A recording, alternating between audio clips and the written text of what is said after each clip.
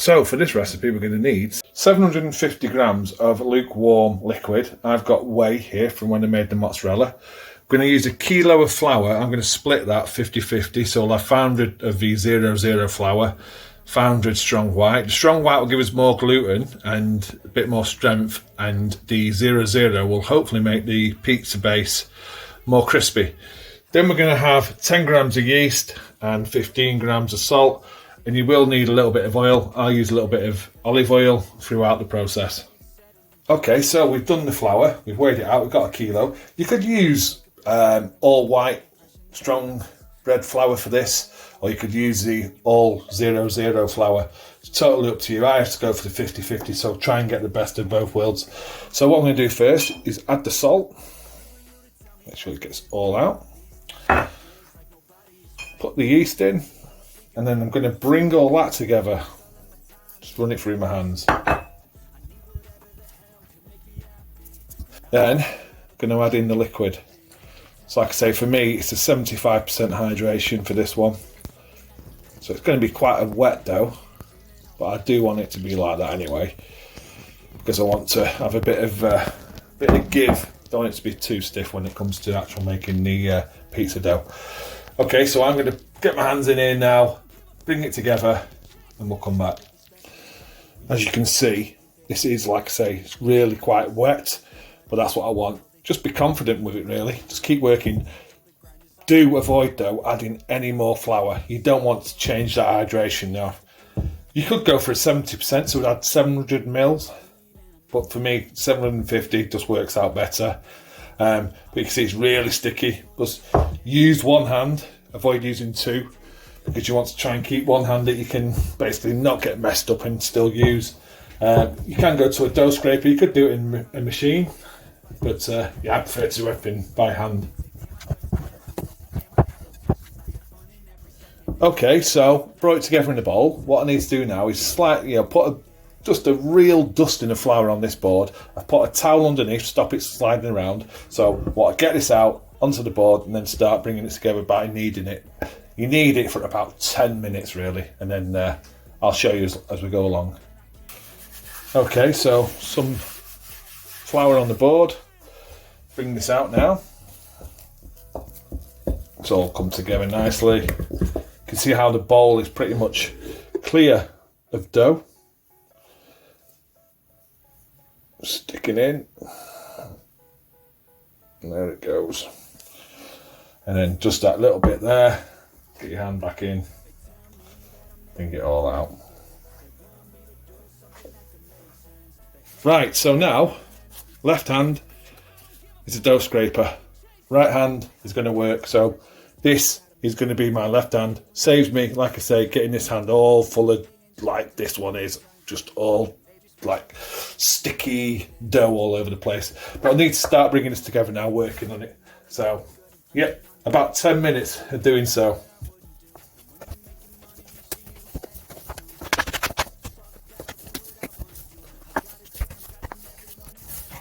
As you'll see, it's quite wet, but just keep working at it. Don't be tempted to add any flour, just keep going. See, some people at this stage will just go to give up and think, let's add more flour. But honestly, keep going, keep working at it. You'll see now how it's coming together. You see how I'm using this as my left hand, or your right hand, depending which handed you are. So, see, it's coming together. The more I work it, the more it comes together, the less sticky it becomes, and it's going to turn into a nice piece of dough.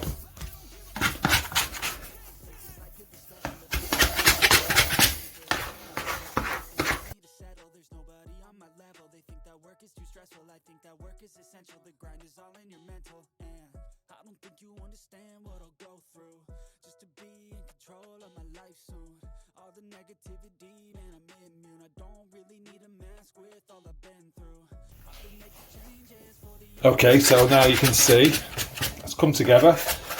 Just over 10 minutes of doing that, but I'm quite happy.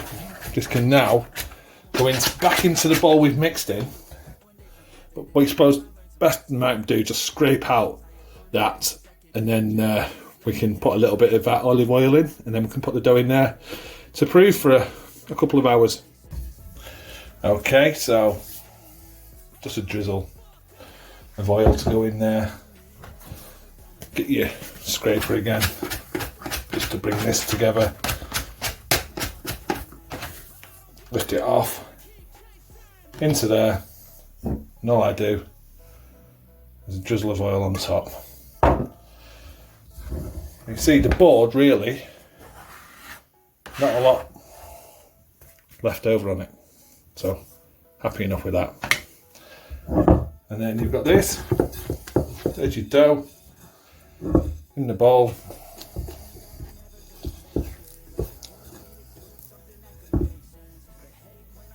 Now we'll cover this and leave it for a couple of hours just to prove. What I use is this, like a food covering bag. You can use shower caps and stuff, anything that's just want the right environment in there, and the plastic's best. And this is just reusable. You can see I've used this loads, but it just helps now create the right environment for that dough and that yeast to get to work. Okay, so now the dough is doubled in size basically over about 2 hours. So what we need to do now is knock this back.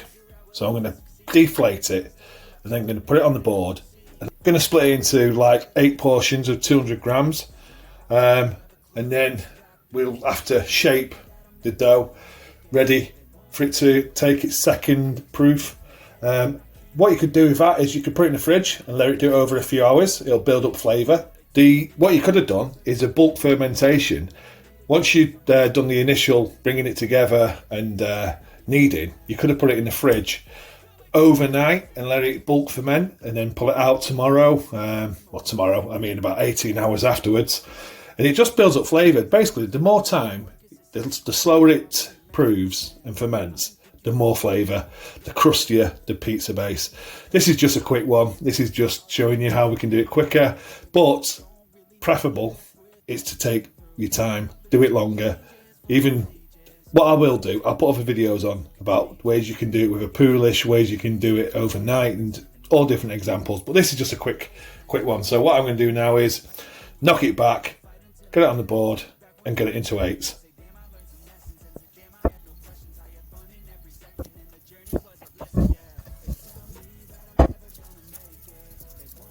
Basically just degassing it, and then the second proof will bring it all back again.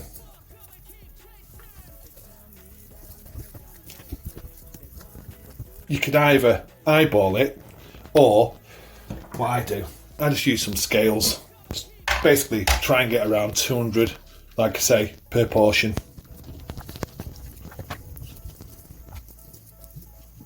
That one was 235. Just take a piece off. Again, just till you get to roughly, yeah, I'm happy with that. So you just carry on that process, cutting it up again into portions. Should have cut that through better. Put it on the scale, weigh it.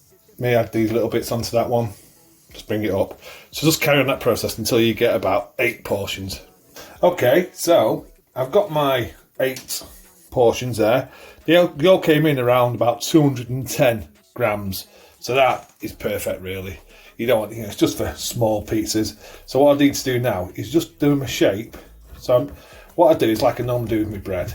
So I'm just going to stretch it, fold it over, back over itself, pull it round, over the top, and then just cupping it, I'd call it, underneath, to bring it to like a round, looks like it's going to be like a barm cake, a bread roll, something like that at this stage.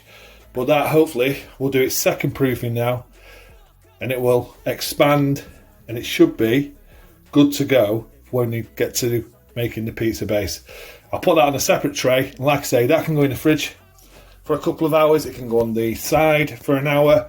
Depends when you're going to do pizza. I'm not doing my pizzas till later, so the fridge is going to just develop more flavours. It's going to be much better for me. Okay, I'm just going to run through that shaping again. So there's my dough. That's my 210 grams. I'm stretching it out like this, bringing this end to the middle, push it down, this end over the top, push it down, and then I'm grabbing under here, and hopefully it'll stick to the board here, where you can actually push it down if you like. And then all you're doing is stretching it and bringing it over the top, push it down, and then I start to do the cupping, the round, bringing it to a round again. So literally going like this underneath. Stick it there. And then onto a tray with a little bit of flour on the tray, just so it doesn't stick with the others. And like I say, into the fridge. Okay, so they're on the tray, ready for the fridge, or if you're just going to do room temperature. And what I do, I just give them a slight dusting on top. Just try and prevent any sticking. So this is just normal strong bread flour going on top. And then tea towel or cling film, or basically anything. Cling film might be best if it's going in the fridge. And then you've got like a tea towel or something, some sort of cloth, if it's going to go on the side. But that's ready now to be proved for the second time for the shaping, ready for the cooking and, well, bringing the pizza base together now. Okay, so there's the dough. It's been resting. So I've got one out on the side. What we need to do now, or what I do, is put a little bit of flour on top and then start to work by pushing out the edges. Now, I've got quite big hands, so it's never the easiest thing. Maybe to use one hand, start to push it out. But you want to try and keep a crust. That's the point of it. Try and keep a crust. So push it out to the sides and then start to make a round. But you can make any shape you want. Depends on what your pan's going to be, what it's going to be. It's going to go straight into a pizza oven. So really, you just start to mould it. But you need to try and keep a crust. So see, where I'm just using my thumbs, keeping the crust the best I can all the way around. And just keep forming it until it suits what you need. That's the way that I do it. And then eventually, it'll start to stretch and become more playable. But the better you do. Yep, so just keep pushing it out to the sides. To be honest, if you look on YouTube, there's some great videos on how to do this, how to do this bit. Once you've made your dough and you want to make the shaping, I would advise you to go on YouTube and look at other videos as well, because you will get your own technique. You really will. But the idea really is just to keep pushing it out to the crust, like I keep saying. Eventually. What I would avoid is a rolling pin. See how thin that is now, that base. Put it back down. And you can see it just starts to form. This is only 210 grams as well, so it's not a massive pizza base. Keep calling it pizza base. It's not a massive pizza dough, but it is stretching out. It is becoming more pliable. You put it down and you just keep going. So that's how I make my pizza dough. All you'd have to do now is any topping that you want. I'm not going to do that, that's a separate video. This is just all about the dough. But there you go. The pizza dough ready for topping. Okay, thanks for watching, and I'll see you on the next one.